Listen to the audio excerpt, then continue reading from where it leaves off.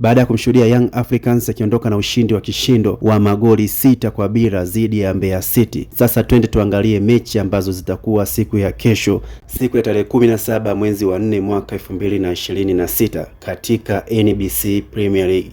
Na siku ya kesho tutakuwa na michezo miwili, ambao mchezo wa kwanza utakuwa mida ya saa 10 kamili za jioni, na itakuwa ni kati ya TRA United na Pamba Jiji katika uwanja wa Sheikh Amri Abeid jijini Arusha.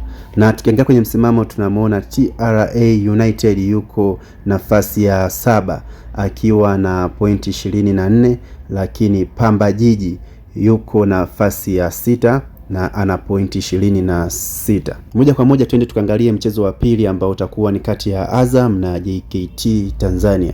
Azam yuko nafasi ya 3 na ana pointi 34, lakini JKT Tanzania yuko nafasi ya 4 na ana pointi 29. Mchezo huu utachezwa mida ya saa 1 kamili za usiku katika uwanja wa Azam Complex Chamazi. Hiyo ndiyo michezo ya kesho. Kabla hujaondoka usiache kuminya subscribe hapo chini.